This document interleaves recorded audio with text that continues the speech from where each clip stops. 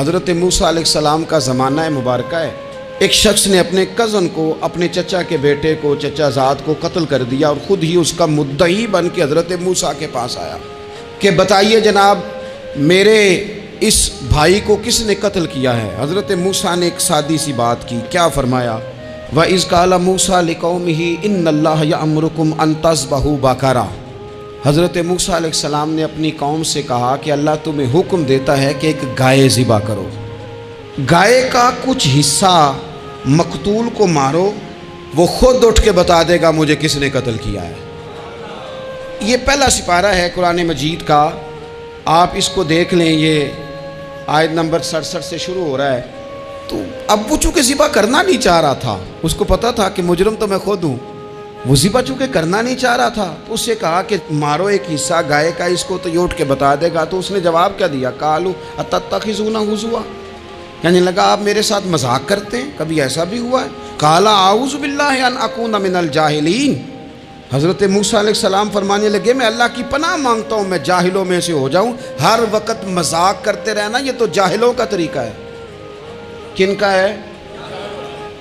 حضرت موسیٰ نے کہا ہے، قرآن پاک ہے، ہر وقت مذاق کرتے رہنا۔ خوش طبعی اور چیز ہے، مسکراتے رہنا، لیکن کسی کا مذاق ہر وقت اڑاتے رہنا کن کا طریقہ ہے؟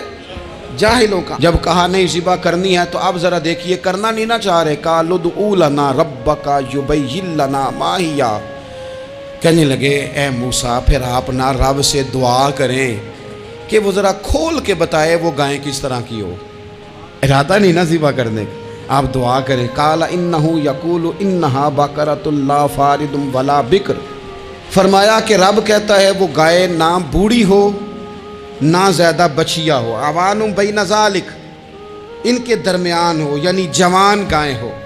فافعلوا ما تؤمرون، کرو جس کا تمہیں حکم دیا جا رہا ہے۔ قالوا ادع لنا ربک یبین لنا ما لونھا، لو اگلی بات سن لو، کہنے لگے آپ دعا کریں رب سے کہ وہ کھول کے بتائے اس کا رنگ کس طرح کا ہو، رنگ بتائیں کس طرح کا ہو۔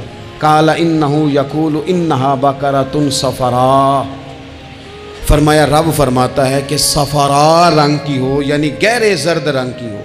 یہ رب فرماتا ہے اس طرح کی گائے ذبح کرو۔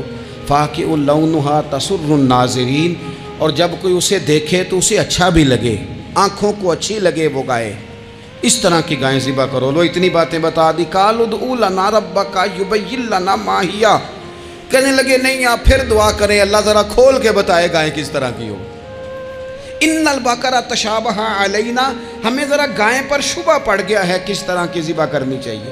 وَإِنَّا انشاءاللہ لمہتدون، اگر اللہ نے چاہا تو ضرور ہم ہدایت پا جائیں گے۔ پھر اللہ تعالیٰ نے فرمایا کہ قال انہ یقول انہا بقرۃ لا ذلول تثیر الارض، گائیں اس طرح کی ہو کہ وہ کبھی کھیتی میں نہ چلائی گئی ہو، یعنی اس کو کبھی کام نہ اس سے لیا گیا ہو۔ بیل کو لوگ لگاتے تھے نا، جو کام آج ٹریکٹر سے لیا جاتا ہے وہ گائے بیل سے لیا جاتا تھا، تو وہ کھیتی باڑی کے کام نہ اس کو لگایا گیا ہو۔ ولا تسقی الحرث، اور نہ اس سے پانی نکالا گیا ہو، نہ کھیت چلانے ہل چلانے میں لگائی گئی ہو، اور وہ جو کنواں ہوتا تھا جس کے گرد گائیں گھومتی تھی، تو کہا وہ بھی کام اس نے نہ کیا ہو گائے نے۔ مسلمۃ لا شیۃ فیہا، وہ ہر عیب سے پاک ہونی چاہیے۔ قالوا الآن جئت بالحق، اب کہنے لگے اب آپ صحیح بات لے کے آئے ہیں، اب سوال ختم ہو گئے نا، کہنے لگے اب آپ بات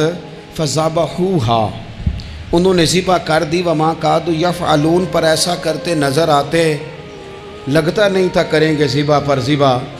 اچھا یہ گائیں پھر ملی کیسے؟ امام خازن کہتے ہیں کہ ایک نیک آدمی تھا، تو اس کا آخری وقت آ گیا تو اس کے پاس جو کل جمع پونجی تھی وہ ایک بچیا تھی، گائیں کی بچی، بچیا ویڑی، اس کے پاس وہ ایک بچیا تھی صرف۔ تو اس نے اس طرح کیا کہ اس کی گردن پر ایک مہر لگائی، اللہ کے نام پر بطور امانت اس نے اس کو جنگل میں چھوڑا، کہا یا اللہ میرا بیٹا ایک ہی ہے وہ بھی چھوٹا ہے، اس کی حفاظت کرنا اور میرے بیٹے کو پہنچا دینا۔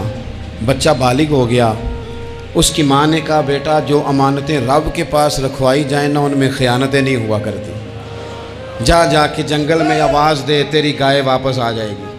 اس نے جا کے جنگل میں آواز دی کہ وہ جو میرے باپ نے امانت رکھوائی تھی وہ کدھر ہے؟ وہ نشان لگی ہوئی گائیں دوڑتی ہوئی اس کے پاس آئی۔ واللہ خیر الرازقین، جب رب بندوبست کرے، جب اللہ بندوبست کرے تو پھر معاملہ اور ہوتا ہے۔ وہ گائے آ گئی۔ اب اس نے کیا کیا اس نوجوان نے کہ وہ گائے گھر لایا، ماں سے آ کے کہا کہ اماں یہ تو اللہ نے فضل کر دیا۔ ماں کہنے لگی پتر حالات ہمارے خراب ہیں، منڈی میں لے جا اسے بیچ دے، لیکن سودا میری مرضی کے بغیر طے نہ کرنا۔ کس کی مرضی کے بغیر؟ کس کی؟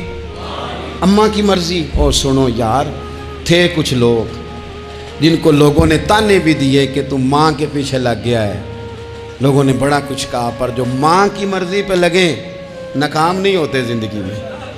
یہ دیکھو ماں کی مرضی پہ لگا۔ اس کی قیمت کتنی تھی گائے کی؟ بڑی مہنگی تھی، پر 3 دینار کی تھی۔ منڈی میں لے گیا، 3 دینار اس کی قیمت لگ گئی۔ تو ماں نے کہا تھا میری مرضی کے بغیر سودا نہ کرنا۔ اب بچے تو نہیں نا مانتے، اماں کو کیا پتا باہر بزنس کیا ہے، لین دین کیا ہے، پر ماں نے کہا تھا میری مرضی۔ بندہ دے رہا ہے اسے 3 دینار، اس نے کہا جی میں نے طے تب کرنا ہے، ڈن تب کرنا ہے، پہلے اماں سے پوچھنا ہے۔ گھر جا کے اماں سے پوچھا، اماں کہنے لگی دے دے۔ واپس آیا تو اس نے کہا کہ میں 6 دینار دیتا ہوں پر میری شرط ہے، ماں سے نہیں پوچھنا۔ اس نے کہا تو 12 بھی دے، ڈن تب بھی ہونا ہے جب اماں نے کہنا ہے۔ وہ جب اس طرح کی اس نے گفتگو کی، واپس اپنی والدہ کے پاس گئے، کہنے لگے اماں سمجھ نہیں آتی، 3 دینار کی گائیں بندہ 12 میں خریدنے کو تیار ہے، شرط لگاتا ہے کہ اماں سے نہیں پوچھنا۔ تو والدہ کہنے لگی پتر پہلے اس سے جا کے پوچھ کیا وہ ہے کون؟ یہ کوئی روحانی معاملہ ہے، کوئی غیبی مدد ہے، پوچھ۔ اس سے جا کے پوچھا تو وہ کہنے لگا میں تو فرشتہ ہوں اللہ کا، تو نے گائیں بیچنی نہیں، اس لیے کہ تیرا باپ بھی نیک ہے، تیری ماں بھی نیک ہے، رب تیرے رزق میں برکت پیدا فرمانا چاہتا ہے۔ ماں باپ نیک ہونا رزق میں برکت ہو جاتی ہے۔ ماں باپ نیک ہوں، ان کی صالحیت کا اثر پہنچتا ہے بچوں تک۔ رزق حلال کما کے لانے والے ہوں تو گھر میں برکت ہوتی ہے۔ جا کے کہا کہ تیرے ماں باپ نیک تھے، اسے نہ بیچنا گائے کو، تو کیا کریں؟ کہنے لگے بنی اسرائیل والے سوال کر کر کے خود مشکل میں آ گئے۔ اب وہ ایسی گائے جو جوان بھی ہو، یہاں تو ہر غریب آدمی اپنی گائیں یہاں لگا دیتا ہے، کھیتی باڑی میں یہاں لگا دیتا ہے، کنویں میں پانی نکالنے میں تو یہاں تو ہر ایک کی گائیں، تو ایسی گائیں جس کا رنگ بھی اتنا پیارا ہو، زیادہ بوڑھی زیادہ بچی بھی نہ ہو، اور ابھی تک کھیت میں بھی نہ لگی ہو، وہ سوائے تیرے کہیں نہیں ہے۔ اس نے کہا چل پھر مہربانی کر بتا میں کتنے کو دوں گائیں، اگر وہ آ جائیں تو کتنے کو بیچنی ہے؟ اسے کہنا کوئی نہیں، ریٹ تو زیادہ کرنا ہی نہیں۔ ان سے کہنا گائے کے اندر سے گوشت نکال دیں اور جتنا گوشت ہے اتنے پیسے بھر دیں، اس کی کھلڑی بھر دیں۔ اب وہ بنی اسرائیل والے ڈھونڈتے پہنچ گئے، کہا جناب گائیں 3 دینار کیا 6 لے لو۔ اس نے کہا نا بھائی، ذبح کروں گا، گوشت نکالوں گا، جتنا وزن گوشت کا اتنے پیسے بھرو گے کھال میں تو پھر گائے تمہیں ملے گی۔